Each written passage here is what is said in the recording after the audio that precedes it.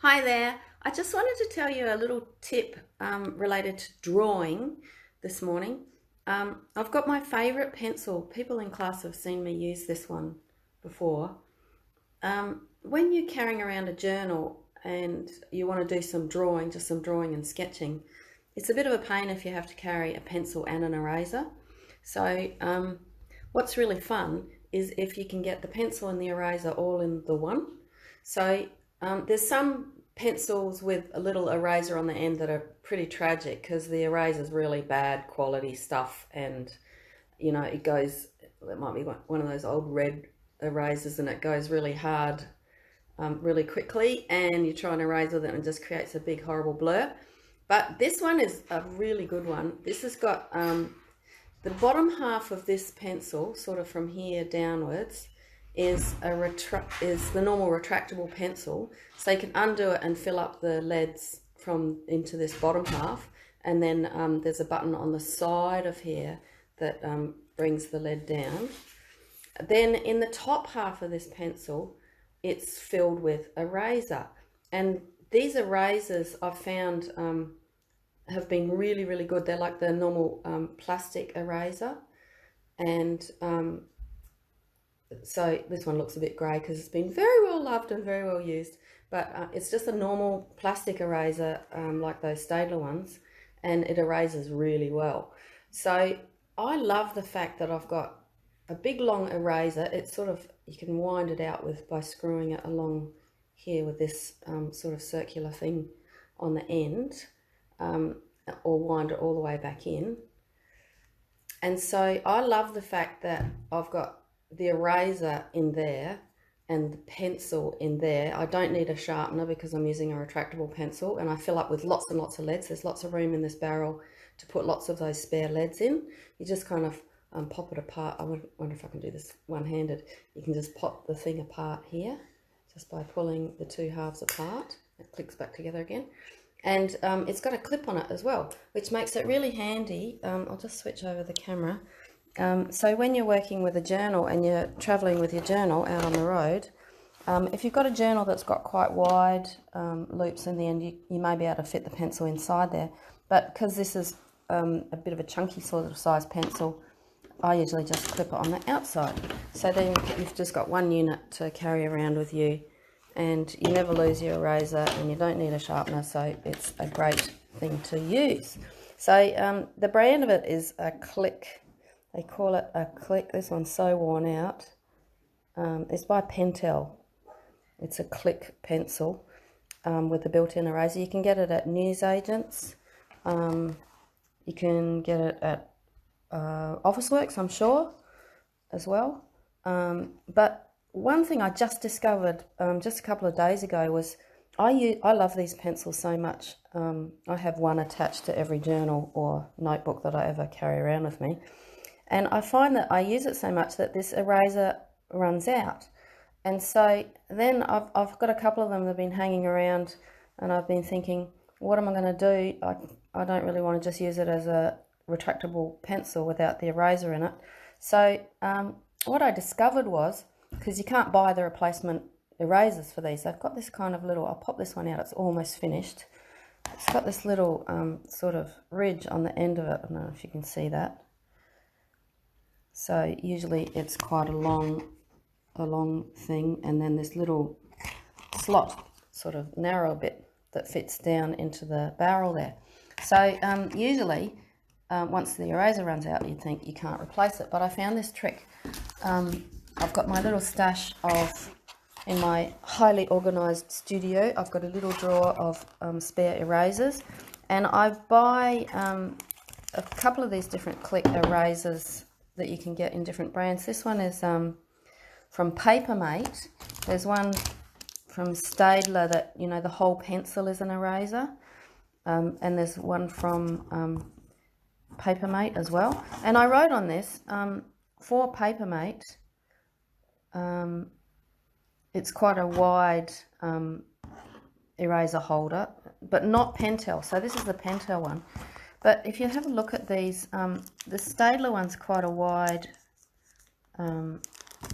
cylinder, and this little Papermate one's a bit narrower. Well, I've worked out that if you've got, I just sort of cut one of these in half, and if I, well, this one I've actually used in desperation one day when I ran out.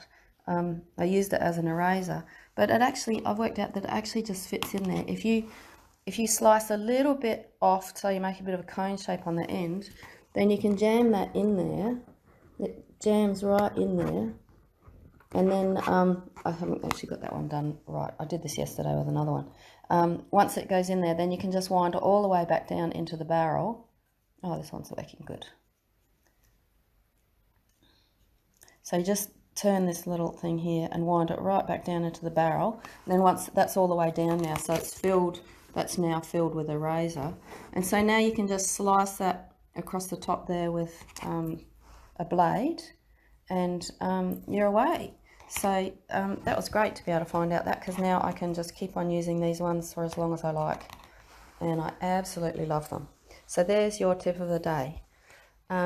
So if you want any more tips, then go and have a look at the dojo at zenartart.com, and I've actually got some free video tutorial in there for doing cross hatching, which you can do with one of these pencils. So go and have a look at that. So if you love this video and you'd like to help share it around, then please either click like, share or comment.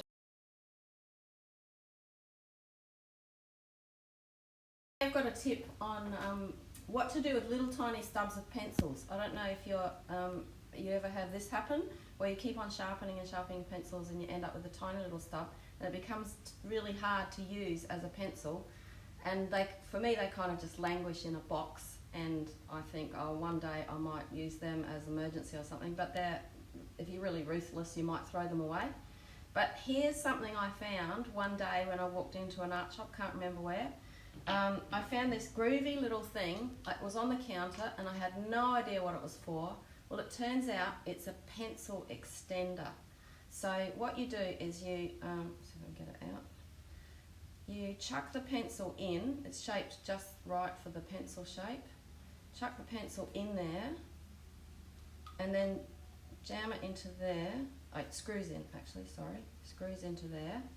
And so then you've got a longer pencil, and it's even got a useful clip on the end to hang it onto your journal or whatever. So it becomes much easier to use a pencil that way. But that one's quite a chunky one. That was very affordable because it's just plastic.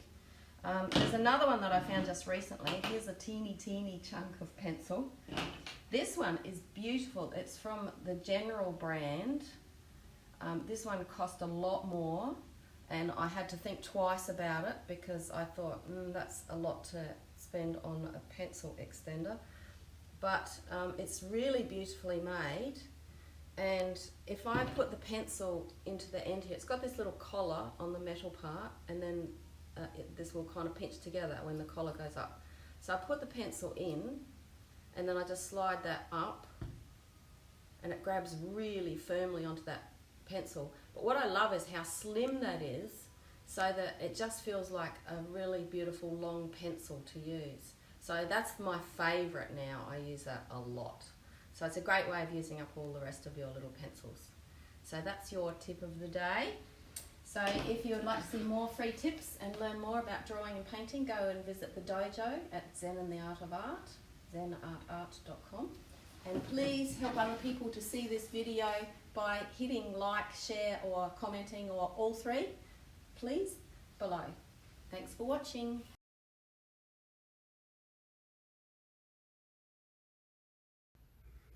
Hi there. My mum was cleaning out some old boxes today, and she came across these amazing old magazines of the Bulletin from 2000, the year 2000, but they went through some history and they had some beautiful drawings from Norman Lindsay in them. And it made me think, for my ninja art tip today, I'm going to tell you all about my favourite pen that I would use if I'm trying to channel Norman Lindsay and do some beautiful cross hatching in my pencil drawings and I want to use ink. then I'll show you this is the sort of pen that I would use. So first of all, I want to show you some of the examples of what Norman Lindsay can do, which is probably the wrong order to do it in, because I should probably show you my drawings first and then the beautiful, masterful drawings of Norman Lindsay afterwards. But anyway, I just want to inspire you first. So let's have a look. Here's the magazine that we found. And in here, you can see the amazing, where's the best one is probably, let's have a look at this little one here. Can you see the detail of the ink lines in there to get the lights and the darks and the tones of this beautiful cross-hatching that Norman Lindsay uses. Some of these are not by Norman Lindsay, but there is a few in here. Here's some down the bottom. These are just gorgeous. Look at these little koalas with beautiful inked crosshatch drawings. He does the most amazing Australian animals, Norman Lindsay. So I'll just show you this is from the Bulletin, 120 years looking back. So this is the pen that I swear by. It's just one of them. You could get quite a number of pens that do the right thing. There's a lot of black ink pens that you can get. I'll show you the sort of mark this one makes. It's just a sort of a felt tip, but very fine black ink pen. So you can do fine lines with it, and you can, if you keep it straight up and down, then you get wider lines. So this is where is it? I'm trying to find the right spot on here. It's there. 0.5 millimeter. That's the diameter of the nib that we're looking at here. But the most important thing to look for when you're looking for a black pen to do ink and wash, which is what I really love doing, is doing watercolor with some ink line work, is to go for waterproof ink, and also having light fast ink is really important as well, because this is really important to understand, is that you can get waterproof pens that will fade in the sunlight, or with age the ink will fade off the paper. You can get ink pens that probably have some nasty chemicals in them and they might bleed into the paper over time, or have acid in them. You just don't know with some of them, especially those gel pens, those fun gel pens with glitter in them. Sometimes they're not very good for archival purposes. But this one is the one that I love. It says water and fade proof. I'll just go back to having a look again at the front camera. So it says water and fade proof, and it also says pigment ink. So you can get waterproof ink that will still fade, that's not light fast. Light fast colours are ones that stay bright and bold over the years and they don't fade over time. So waterproof and fade proof is what you want to go for. So this particular one is called a Unipin Fine Line, and it comes in different diameters. I just really love working with these ones. The one thing that I really love about it is that it says pigment ink. Now, as soon as you see the term pigment ink, you know you're dealing with colours that are like the colours that are in professional artists' inks or acrylic paints. So you know that this is going to be really good archival ink to use. So you cannot just pick up any old cheap black ink pen from a newsagent and know that it's going to be okay for your artworks. So this one is made by Mitsubishi Pencil Co. There you go. So just for a bit of fun, I thought I might have a crack at doing a sketch using one of these pens. So I've got a painting that I did. It's one of my daily paintings from 2015 on a wood panel. This one's called Magpie 2. I did a couple in that year. This is daily painting number 255 for 2015. So it's in oil. It's an oil on panel. It's on a timber panel. You can see it's thick timber panel. And so for a bit of fun, I might just have a crack at seeing if I can do a sketch in an ink pen using this pen. So what I like to do is to turn it on its side and use this technique where I just go kind of on its side so it's really thin. It's not the way you're supposed to use it, but if you go on its side, you can get a really thin, lightweight line instead of going straight up and down, which is what it's designed to do. So I'm just going to turn it on its side and try and get the main shapes of this. I hope I get my camera right because I'm looking at the paper, not the camera. And we've got a beak over here.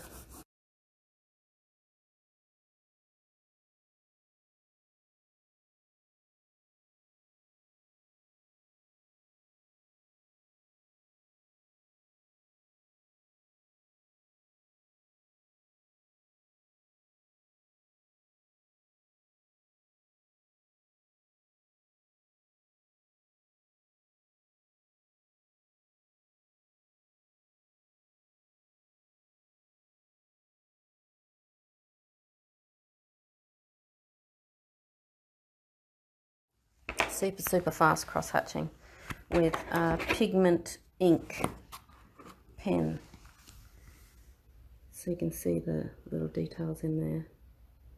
This is the sort of thing that I'd probably tighten up right around the eye. I always like to spend a lot of time working in the eye area. It's the most important part of the drawing. So I could spend all afternoon playing with this, but I won't. But you get the general idea. That's how to rip up a super fast crosshatch drawing using a pigment pen to do it. So always look for the words pigment ink when you're looking for one of these pens to use. So if you'd like to see any more tips and tricks for drawing and painting, go and visit the dojo at Zen and the Art of Art. And please, please, please like and comment and share below so that other people can see this video as well. Thanks for watching.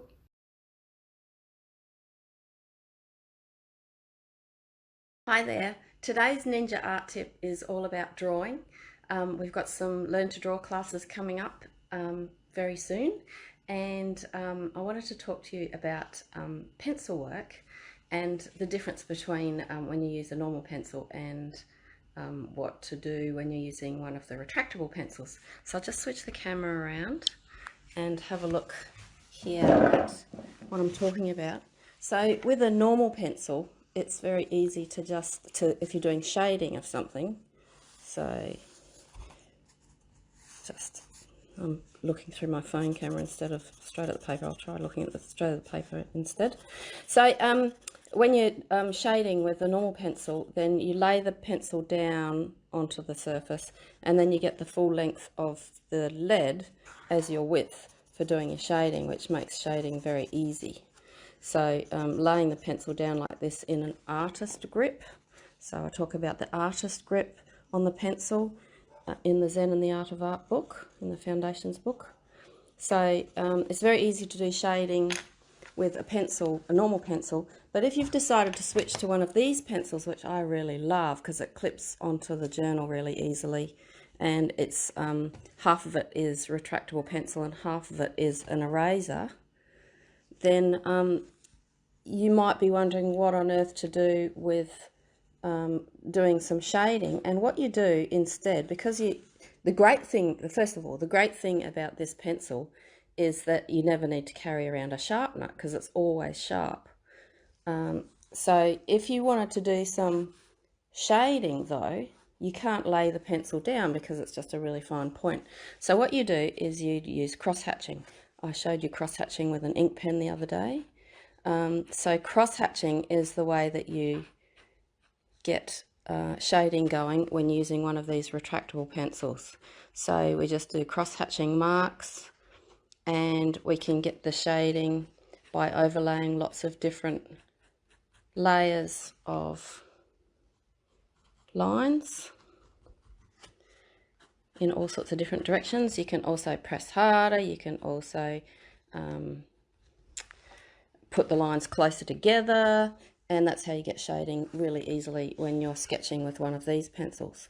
So that's the tip of the day. When using a retractable pencil, you can't do normal shading like you can with a pencil laying it down flat, but you can do cross-hatching to get the shading on your drawing that you're working on. So there you go, that's the tip of the day. And so I hope you enjoy that. Very quick tip today. And if you want to see, I've got a video on cross-hatching over at the dojo at zenartart.com.